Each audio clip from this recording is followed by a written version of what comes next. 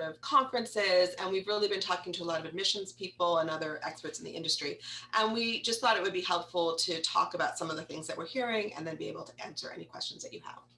So what are some of the things that we're hearing from colleges, and then how, which I'm sure you're most interested in, is how is that going to impact the next application cycle? So the first thing that we're seeing is that marketing efforts evolved really quickly during COVID. So what happened is, COVID disrupted their normal prospecting activities really in the, it was open and it was closed as we all lived through. And so colleges needed to figure out how they were going to continue to recruit students, make students aware of their schools, and get them information that they needed to make decisions for the last year's class, and then for this year's class of 2021 to get them excited about applying to the school. So they very quickly were able to improve and increase their virtual visits and interactive online events. This, as a result, expanded outreach towards diversity, equity, and inclusion, which is a term we'll talk about a little bit later, but which is very important in college admissions. And so what that ended up doing was, on a positive side, it allowed more students to see the schools. It allowed more students that wouldn't normally get to visit to see the schools. It obviously wasn't quite as effective as visiting in person, but they were able to reach a lot more people. Going forward, what we're going to see is that colleges are going to count on students connecting with them online, either through social media, prospect cards, or web forms. They're also investing a lot of money in platforms like Naviance and Score, which are platforms that many of your high schools use to send and manage the application process. And that's going to be the way that they're going to be finding and connecting with students. And I'll talk about why that's happening rather than where they would typically do it, which was through standardized testing. And they're also purchasing AP student data. So going forward, that's where colleges are going to be prospecting to get new students and to start marketing to them. Test optional is really at an inflection point. As you know, everything last year, with the exception of University of Florida or the Florida schools, was test optional. We're continuing to see a little bit of that trend. That enabled the schools to admit the most diverse class ever. It led to increased applications because students felt like, well, you know what, I don't have to submit tests, so why not apply to any highly select school you put the name in, why not apply there? It also increased uncertainty, and so students weren't sure what was going to happen, so more applications were put in. What the result was is that colleges needed to figure out, particularly those who weren't test optional before, is how are they going to start to evaluate students so that they can figure out who's going to be successful. So that put more emphasis on transcripts and letters of recommendation. They use non-cognitive factors to measure potential, and we'll talk about what those are. And the impact of not submitting tests really depended on the school and the applicant. So Abby, do you want to expand a little bit more on that? Yeah, so we're still waiting for admissions data, complete admissions data, but we're really interested to see of the pool that did not submit test scores, what percentage were admitted as compared to kids who did submit test scores. And it seems to vary among schools. And it also seems like kids who were reaching really far, really high, didn't really benefit from the lack of test scores. You really had to be qualified in all of those other ways. So we'll be looking at that data more carefully so that we can work with you guys to see whether for a given school you should submit your test score or not. But right now, it doesn't really look like you were hurt by not submitting a test score. That's not really what we're doing. And in some instances it helps. So if students had really high test scores, that could help, but it wasn't enough to help if they didn't have the other pieces, which were their transcripts. Boston College really didn't seem to care if you submitted tests or not, whereas in the past we often saw that you needed to have high test scores. We had some students that submitted, some kids that didn't, similar results, they all got in. Georgetown probably was the one that was most demanding of testing, as they always have been. And they were even looking for AP tests, which is probably the only school that was really looking at APs. We saw a little bit of the UCs, UCLA, Berkeley, who actually went test blind. So it wasn't even optional, it was just completely blind. They were not looking at tests. But for some reason, it seemed like they were looking at AP tests. Yeah. So that was a little bit of an oxymoron, or just it was a little bit of a contradiction, I guess I should say, because they're test blind, but yet they're looking at AP scores. And we saw some anecdotal evidence that students with really high AP scores got into the UCs at a higher rate. Yeah, and I think So, okay, there's no tests. that AP scores will continue to be important. I mean, there's no indication. Important. Yeah, but on the other side, we're seeing schools, many schools are saying we're not looking at AP scores for admissions. We are not looking at that. We're not. So I think overall, AP scores are used for marketing to recruit students who are signing up, but they're really not using it in admissions because it wouldn't be fair, because not all schools offer AP exams. So at this point, I don't want you to take away from here that AP exams are going to be increasingly important. If they're good and you do well, they might consider them. But a school like University of Washington, for example, the readers don't even see the AP exams. They don't have access to that. They don't even if you submit them, they don't see them. So really keep in mind that AP exams are not becoming the standard, even though College Board would like everyone to believe that. Okay, so if we don't have testing at some schools, how is that changing? How are colleges actually reviewing applications? So a couple of things that are a little bit different that's coming into play is that colleges have very sophisticated data analytics, and they're able to use machine learning to analyze students' transcripts from a given high school and how that transcript and those grades translates into first year success. So for example, again, University of Washington was saying that they have 5-year data of their high schools and first year data of students from those particular high schools and how well they've done.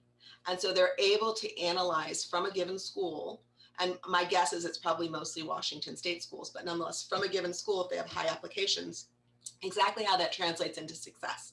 So there's going to be more of this analytics when colleges are getting a lot of applicants. Like Michigan gets tons of applicants from certain high schools. So they're able to really translate how that transcript translates into success. There's also going to be more of this using to predict performance and make decisions in admissions. And interviewing is going to become a little bit more important.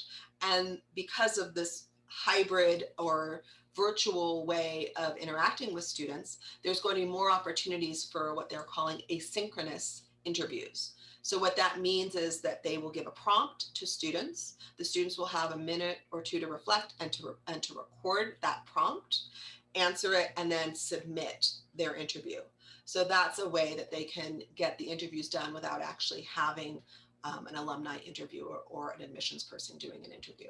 So those are some things to just be on the lookout for. Okay. The other thing that they're going to be looking at, which is going to be really important, is the importance of character. Now, we've talked a lot about character in the past, and I'm sure you've heard a lot about that word, making caring common, the character compass. What's important to note, though, which I think is really interesting, is that character is defined in different ways by different schools and by the values that each of those schools has. And so they're training admissions people through this character collaborative on how to align a college's values with character analysis of students. And so the way that they break it down is through intellectual and performance, which is sort of their, your academic, and then moral and civic, which is more your personal character.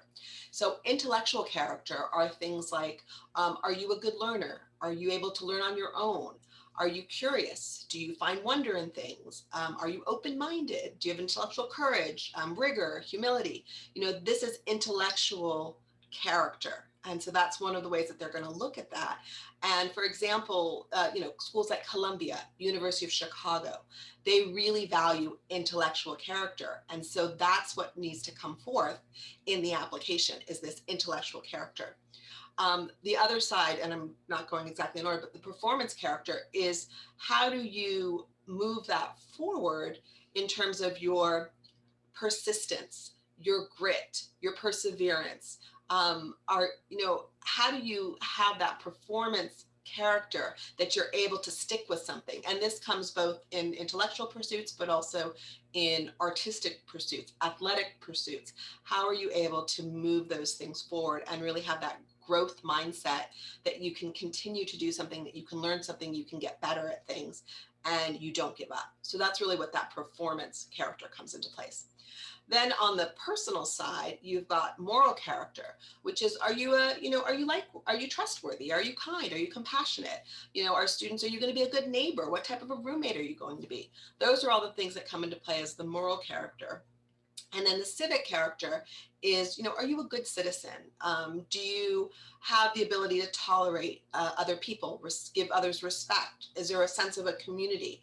And so they don't expect everyone to have all of these, at the highest level. But it's important. And what we're seeing is that colleges are aligning themselves based on what's important to them as a community, and then asking questions that will get at these things. So if you look at the UCs when they did the personal insight questions that was changed about 5 years ago, there were short answers that really try to get at these various parts of character.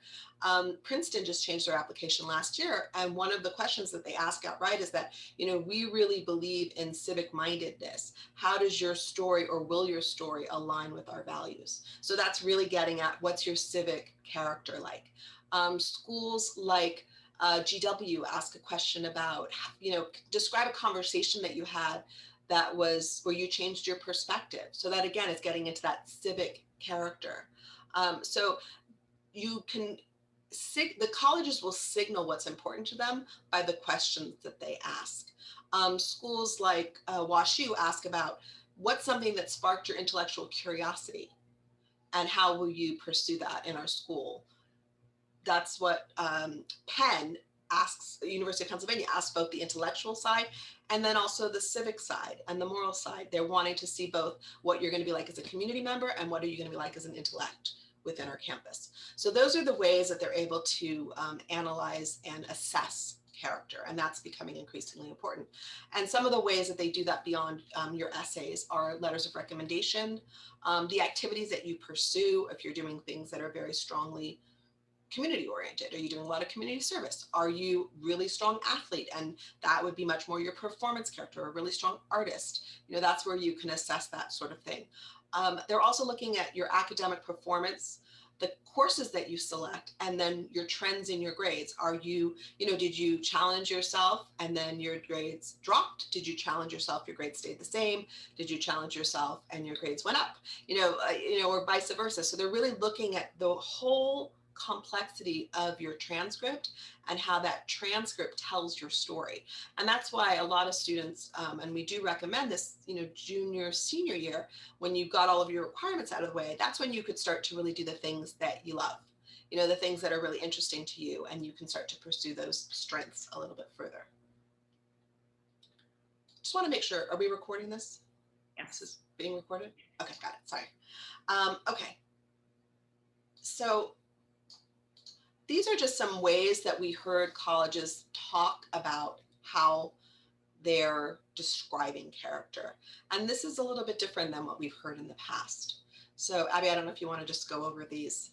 Yeah, sure. This is an example from 4 different schools. And again, this language is different than they've used in the past in terms of who they've accepted. But I'll just kind of breeze through them. Our students created new opportunities, supported their families and friends, navigated a new world of virtual and hybrid learning modalities. We read so many essays from students that are taking action to build more just, equitable communities.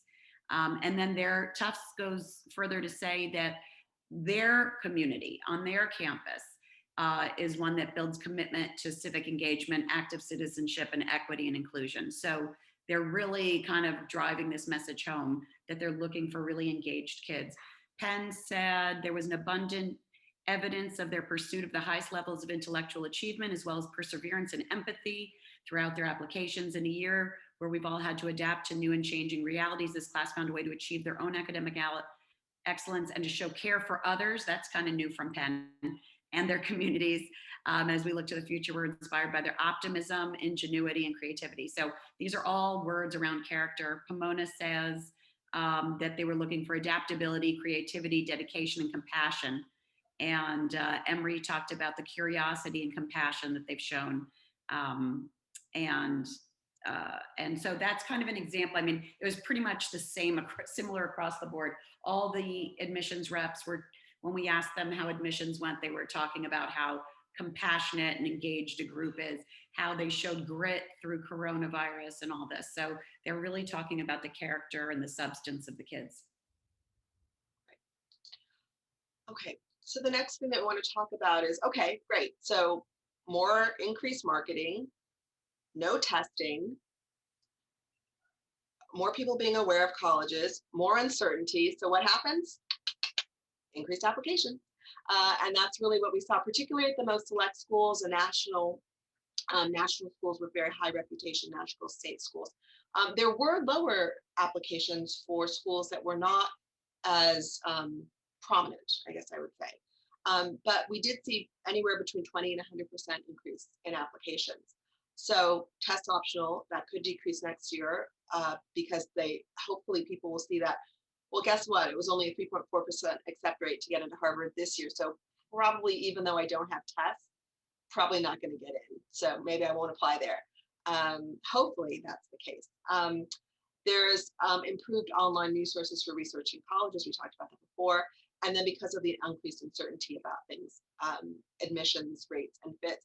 And even I would go so far as to say that while this sounds alarming, what we did see play out is that, and we'll get to what we saw, we saw like the increased deferrals and waitlists. Everyone by the end, so all of our clients by the end of the regular decision cycle, all had really outstanding choices. And they all got into, even schools they were deferred and they got into, or schools they didn't think they would get into, they got into.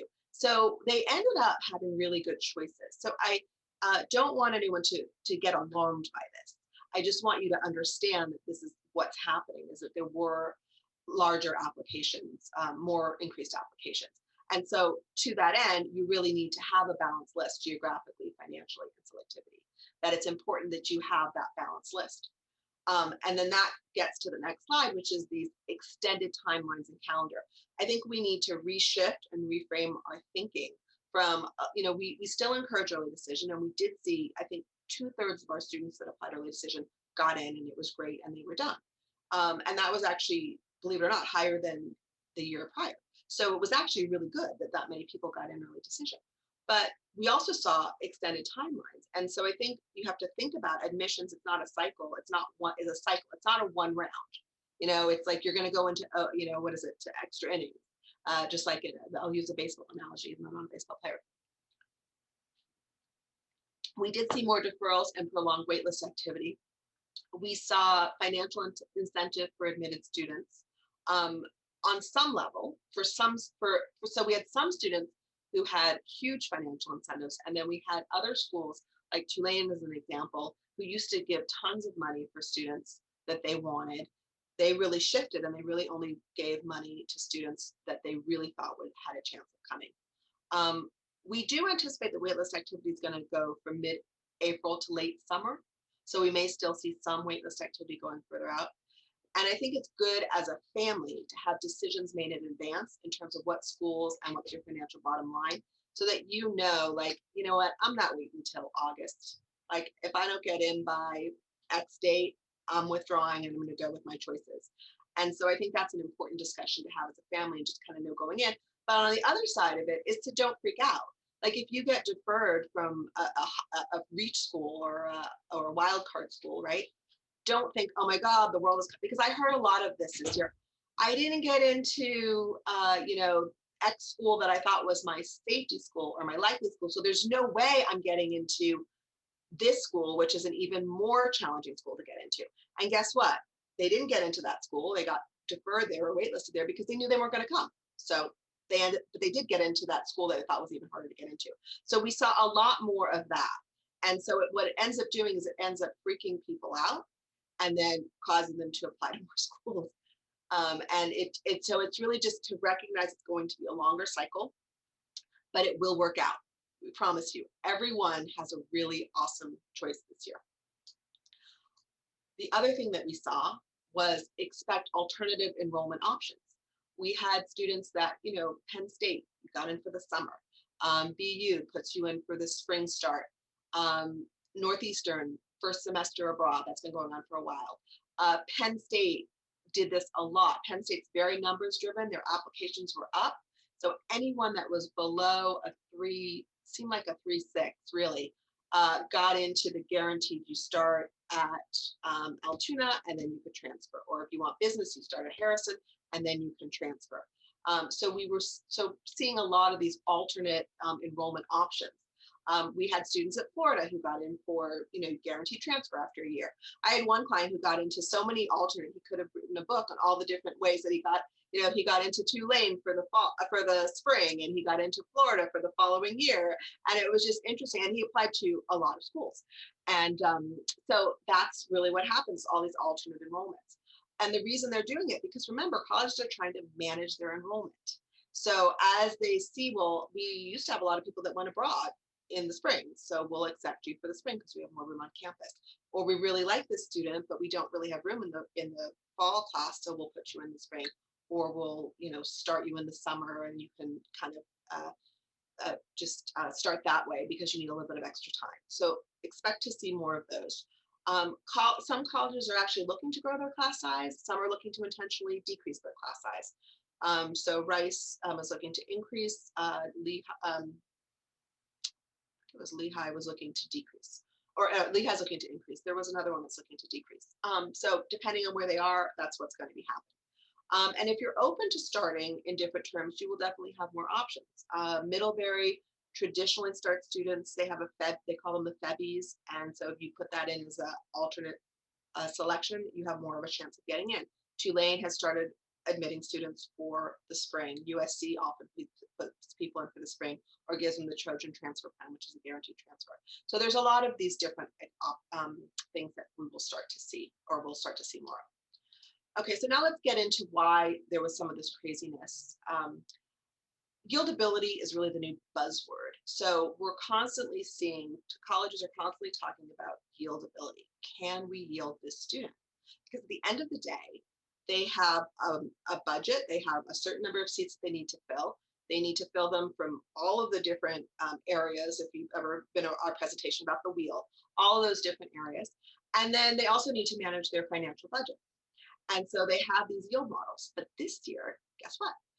The yield models were completely off.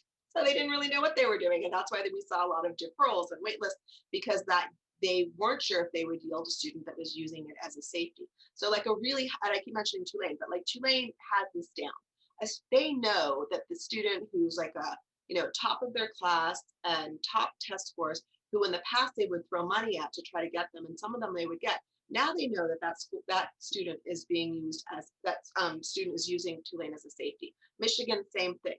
They know that they're not going to likely yield them, which is why we saw most of the kids at Michigan that got in had some tie to the school, either a parent legacy or a sibling was there. So there's that ability that we really think that we're going to be able to yield them. Well, if your yield models are off, that's when you see a little bit of this wackadoodle stuff where people are getting deferred, waitlisted because they're just not sure what's going to happen. Safeties are no longer reliable in some instances. There are still some schools that are numbers driven that are very reliable, but other safeties where you're using it just because you think you can get in there early isn't necessarily the case, because they will see that and they will defer you. So it's like, I see that and I defer you. And then if you're really interested, let us know, and then we'll talk. Colleges want to know the love. They want to know that if you come, if they accept you, that you will come. So you will hear that a lot, yieldability, and we heard that a lot in a lot of our conferences. The other thing that's really important, another trend that we saw that it's always been important, but even more so, is diversity, equity, and inclusion. Colleges really were able to reach and admit more students of color, first generation low-income students, than ever before. And that was going back to that first slide of the marketing and the test optional. So how does that impact you? Colleges want students to be aware of how this impacts their communities. What's it like to be in a more diverse community? Are you able to get along with, see varying perspectives, have meaningful dialogues about difficult conversations? They want students that are able to do that. University of Colorado asked, like, no two bucks are alike. Tell us how you're going to contribute to our community. How are you going to have these meaningful dialogues with someone? If somebody doesn't agree with you, how are you going to be able to uh, have that conversation in a positive way? So it's really important for students to not only be aware of the issues that are going on, but also be able to contribute to those conversations. The other thing that you will see more of in admissions, people were saying that they're going hybrid future for outreach is here to stay. So they will likely have a hybrid approach to visit. So students, of course, will still be able to go and visit on campus, and that will still be a big part of it. But probably colleges are not going to travel quite as much to high schools. So whereas in the fall there would be this, there would be sort of a parade of colleges coming and visiting high schools. That may not be the case as much anymore. Instead, they might just do a virtual reach out for students. So that's what we heard from some schools. We'll see if that plays out. And then they also will focus on bringing counselors to campus so that they can spread the word about schools rather than sending the people out, because they need to reallocate their travel budget to creating virtual visits and doing all of the other things that they're doing. Uh, Early decision success. What we saw was early decision was really effective for the possible schools. So those schools where there were some kids with your profile that got in, there was something unique about you, and there was a really good connection or alignment with the school. So that made sense for you to get in, but not as much for the reach schools, for the schools that were just really, really impossible to get into, because those were the schools where you just had so many more applications. And so it made it much more challenging for students to get into those reach schools for early decision. All right, so I'm going to stop there and just open it up to questions.